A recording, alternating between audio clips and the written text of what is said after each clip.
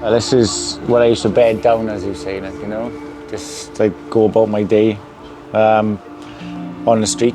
Just a couple of sleeping bags, a few boxes on the floor, and yeah, just bed down the night by ear because it was quiet, and I kind of tended to get left alone, out of the way, like.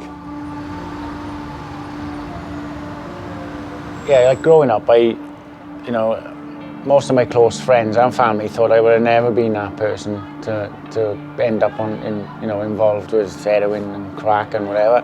I was interested in football more. I was obsessed with football. Done pretty well in school. I had loads of friends. Not a bad upbringing, loving family.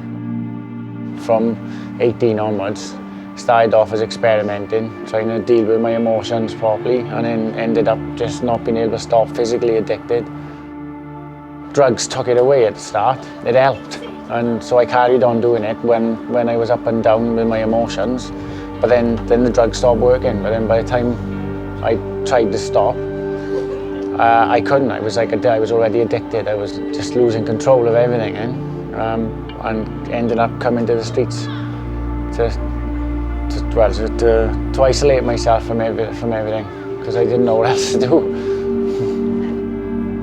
And even when I wanted to stop, and I was screaming at myself to stop, I still carrying on. So I started looking into what to do about what am I supposed to go? Well, what do I do? Because I didn't want to take the drugs anymore. I just could not see a way out. And that's when I found the rehab in Birmingham then. So I ended up working towards going there, went there. It was great. It's the first time I think I stayed there for nearly 2 years. Came round, so physically I was strong again, and mentally I was quite strong again. I thought, oh wow, I can't believe I had finally stopped. I hadn't really, all I'd done was get clean. I hadn't worked on anything that was the issues that go on in my head, the emotions or whatever I struggled with. And then life started getting awkward again, and before I knew it, I felt like I couldn't cope.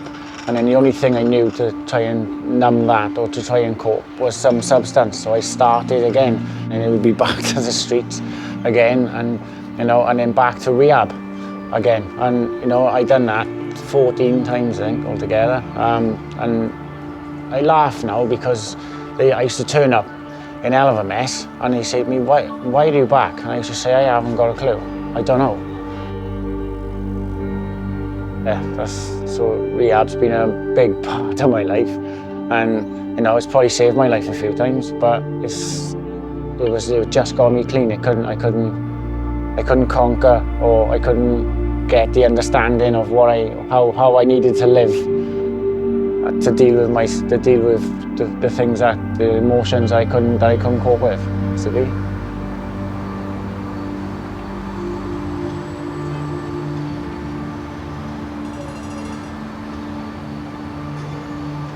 I thought I'd hit my own rock bottom countless times, but that was really rock bottom. I nearly died. I was holding on to the people that really cared about me by a hair length. Like, then I was willing to do the things I wasn't willing to do before. They've been intervening in my life from the start of my drug use. And again, I believe they should have given up a few times. They thought, they're not going to give me another meth script. Hey, I've done 5 or 6 or 7, whatever, and why would they give me another one? I'd have a meth script and I'd have to come and see a drug worker. Sometimes the courts would make me come.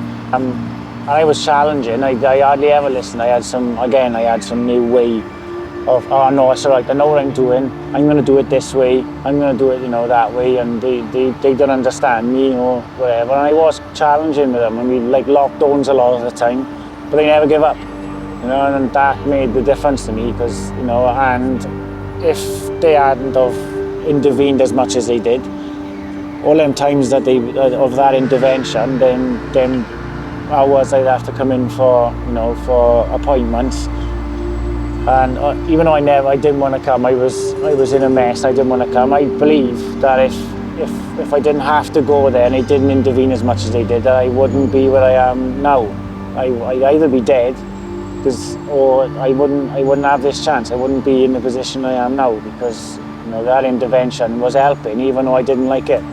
you know, and it took me a while to see that, and that's why towards at the end I came in to say, look, I see it now. Thank you for all your intervention, because I don't think I'd be where I am if you didn't keep chipping away at me, keep giving me them chances, give me the scripts time and time again, you know. And I've had a lot of drug workers, and they've all tried to help in different ways, whether it's just relapse prevention, or just being able to talk, just sat there listening to me when I'm going off on one. There's a range of stuff really, and men's groups that you could go to. You know, if he was trying to stop and he was just on his meth script and he was on his own because he don't bother with all the people he used to take drugs with anymore, you could go to the men's groups there, or acupuncture and things like that. And it was just other things to get involved with, so you weren't on your own trying to stop. I look back now, and it encourages me to know where I was to where I am. And you know, I haven't got a lot, but it's a life beyond my wildest dreams to where I used to be. You know, I got constant contact with my son. I got a partner who actually cares, who wants to spend time with me. My family speak to me all the time now. I spend a lot of time with my grandmother. My work's going really well. I'm a floorer now, and my work's going really well. My family life is really well. People want me around. Yeah, so it's amazing to feel normal, not anxious all the time, or not worried about, you know, who's not talking to me now, or when next time the phone rings, who's knocking at the door. You know, life's 1,000% better than what it was. I remember Christmases as a kid and things, but not during my drug use, probably 18 till about a year and a half ago, you know, Christmas before, or last Christmas, it was just another day.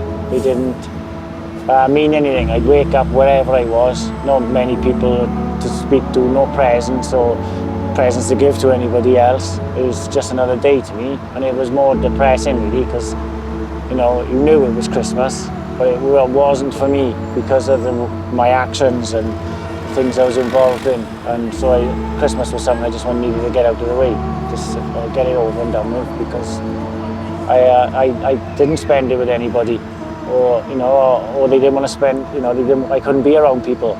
But this Christmas is the first that, you know, not to spend it with my family, but I got my own family to spend it with. And you know, I can buy presents, and I can put decorations up, and I got a place I can do up, and you know, and put a Christmas tree up, and you know, decorate the dog and stuff. You know, I got a dog. That's mad. But yeah, this is the first Christmas in as long as I can remember that I'm looking forward to. You know, it's going to be Christmas, a Christmas. Really looking forward to it.